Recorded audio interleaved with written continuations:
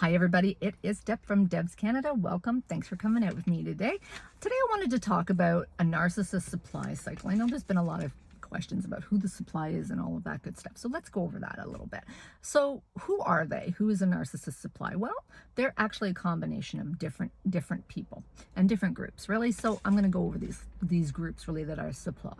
So first of all, we've got our non-awakened empath. So somebody very caring, very good, and they're just not really aware toxic stuff or toxic people really even exist unless they're kind of obvious, right? So that would be like a non-awakened empath, right? Also, they're going to go for vulnerable populations, such as neurodiverse, super snacks. Weird. Super snacks for these people. And also, they'll even go for people that are like in addiction, like in recovery and addiction and those kind of groups. They'll just join into those groups and zero in on these people that are still probably trying to work things out, right? Also, they might even find people that are fresh from a shelter, fresh from a hospital, fresh from, losing their home, losing their finances, things like that. And so also, then there's going to be other types of supply. So friends of friends, you've got like friends of monkeys, friends of coworkers. Then you have your coworkers. Then you have your neighbors. You have your exes. And you have family. You have yours and theirs as well. So resources are really kind of targeted, and they're chosen based upon how they kind of reflect back on the dark triad. How are they going to reflect on them? That's what they're like concerned about, right? So, and they're really kind of specifically tailored to their current or even their anticipated supply needs. So if they think they're going to need something 6 months down the road, they'll think this through. Each supply source really provides a really specific resource though. So this can also be used for them as well to kind of keep control of X supply, right? So this can be used for revenge tactics down the road if they want to do those, right? So with tools such as kind of a malign Hoover, which is kind of coming to an X pretending to be interested, but really they're just bent on revenge. That's called a malign Hoover, and it happens a lot. Also, they're going to get some side attention with all of this stuff. No attention is bad attention to a narcissist. It's not going to happen. Or if current supply even witnesses a full removal of a mask, right? This could be very daunting for them as well. So sources really are going to be acquired or collected by various means. And really in 2024, I'm going to start with the biggest, most obvious one here. So number one, the internet.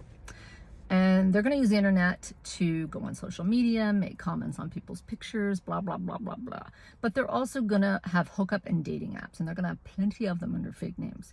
And really, they're going to use these hunting and dating apps as their hunting grounds. And I always say this, and I'm going to say it again, vet people. Check them out.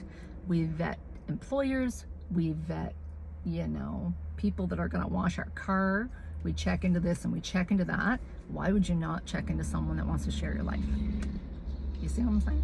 So anyways, how are they doing this? Well, they're using various burner phones and numbers, and they're attached to numerous fake emails, and those are also attached to burner numbers. So those are typically located on like hidden apps and like their little folders and stuff like that on the main known cell, on the one that main supply knows about. It's just hidden in there. So number two, coworker. So employment for a dark triad is used not only for financial kind of one-upmanship to someone else and kind of keep control, right? It's also that jobs outside of themselves are going to offer a really steady stream of new players, new actors, new entertainment for them, right? So that is going to include like customers, bosses, people bringing in supplies. It really doesn't matter who it is, but it's going to be kind of centered all around the workplace, right? So then we've got number three. So those are monkeys. We all know what monkeys are, right? So monkeys are sometimes drawn in kind of knowingly and participating knowingly, and some actually are participating unknowingly. They just haven't been able to compare the script or talk to the other person, and all they're hearing is from the narcissist. So that's all they know.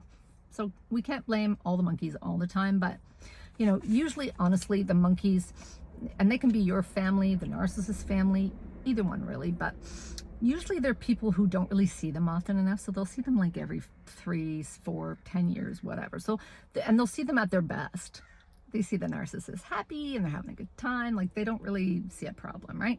So they don't know them enough to really know any kind of a truth or know who they really are. And so really, it's also something that can happen here, or they could be honestly as toxic and as sneaky as a dark triad is. I know, right? So with that, sneakiness and that toxicity, they themselves fully understand, and they're fine with this because they themselves are like that, and they're really aware of the game afoot, and they're willing to play. They don't have a problem with this at all. So we're going to go to the narc's kind of, the narc's ever-changing supply will go through that kind of that love bomb, the devalue, the discard stage cycles, until those actors or people that are playing for them can no longer benefit them. And when that happens, that's not going to go well. In the instance of, say, like an ex, I think that might be the easiest one maybe for people to kind of think about it here along this line. But in the instance of, say, an ex, this farce is also used to keep you connected. So they're going to use different methods and ways to kind of keep connected to you, right? And that's in order to do quite a few things, but it is not what you think it is. So it's to do kind of underhanded things, or things that are going to protect them in the end, or think they're going to protect them in the end. So things like avoiding or lowering child or spousal support. If they're still talking to an ex and pretending they want to be with the ex, well, the ex isn't really going to want child support or spousal support because they're thinking this might work out. So they're, it's kind of like directing them in another way, right? So they also want to have a plan B. A plan B, either a bank account, a car, a house, somewhere to live, really, is their plan B usually. But or they want to have that ex kind of keep all of those dark secrets for them and with them. So they kind of have that ex on the ropes, right? Because if that ex comes out saying they're with the narcissist in the background, then people are going to look at this ex is bad, not really the narcissist, right? Think about that one. So this also will lead to some serious like breadcrumbing all along the trail here, right? And that's really to keep a really firm rein on damage control. And as a bonus here, above damage control with exes, it's really going to falsely show the other supply that they're a great catch. They're going to think, hey, everybody's fighting over them. They must be a great catch. I got to try harder. And so now if that ex happens to be kind of a dark triad and or still is kind of unhealed from the previous situationship, they'll hear how kind of awful that current supply is. That's all they're going to hear, how horrible they are, how terrible they've been to him or her, and how horrible things are. And that's going to make this ex kind of side with them and want to make them feel better, right? Like, who wouldn't want to make somebody feel better? And so they'll sadly have no issue at this point in time, these exes, having secret affairs, secret hookups, secret conversations. They'll have like daily text or call communications. And often, unfortunately, this is going to be for years or even decades down the line. And it's always going to be going on in the background. That secret you don't know about? That one. And so even keeping, or they'll even do things like keeping or adding them to like medical plans, or as an emergency contact, or something through their work, right? And it's going to be without the main supply's knowledge, because how is the main supply ever going to check that? They can't. And so also they're going to do this, if they have any like children or pets or anything kind of shared, right? And it's also going to be like, that's going to be the why. If they share something with you, or they leave something at your house, or you leave something at their house, this is the why. This is how you're giving them up like that little rope to contact you, right? If they share children or pets. So when is this going to happen? Well, it's going to happen whenever they're kind of like between the supply, and the newest supply kind of will displease or piss off the narcissist, right? So they're going to reach out in a victimhood stance. What's new there, right? So they're going to reach out to these exes in a victimhood stance, right? To this ex kind of supply, right? Who now they're going to share a secret with. And sharing a secret with somebody is a bonding experience. Narcissists know this, right? So it's going to be kind of like their little secret together, and they're going to think, this ex is going to think they're the only one. Meanwhile, the narcissist probably got like 5 to 10 people revolving on the burner phones, probably at all times, including exes, right? So it's really going to be like, it's going to be a secret smear campaign really that's going on, and that ex unfortunately might get kind of pulled up into that because they're really only hearing information from one side, right? Because the narcissist is going to keep that wedge between the ex and the main supply. They're going to keep that wedge in there, keep them apart so that they're not talking. They're going to tell them both things against the other one so that they won't talk. That's what's going to happen, right? And really, it's to kind of onboard a new monkey. They want to have a new monkey as well, not just supply. They want a new monkey, right? Somebody that's going to back them up and do what they want, right? And it's also going to be able easier for them to kind of add them to that harem garage where they're kind of, you know, on call for them whenever they want. So if a supply if there's ever a supply emergency, very rarely happens, but if there's ever a supply emergency with an ex really can also double here as what's called transitional supply between that one and that one. So it's transitional, right? And that gives them the bonus of really triangulating. So you can triangulate the ex with the current supply, right? And that'll cause a combat situation for the ex and for the new supply, which is what they want. They want that combat going on, right? And the narcissist then uses that, all that planned chaos, all that combat that's going on between these two people. They're going to use that chaos as like a big mirror, big smoke screen. And that's really to cover themselves and continue hunting really for even more supply on the slide. And if an ex isn't available or on call for them when they want, or heaven forbid, falling for the kind of that victimized Hoover routine there, the main supply is going to be reused, but it's only going to be reused as a temporary kind of rest stop. They're just going to kind of rest themselves for a minute there with the main supply again, because that X supply is done whatever to them. So they're going to go back to the main supply and be all nicey for a little bit.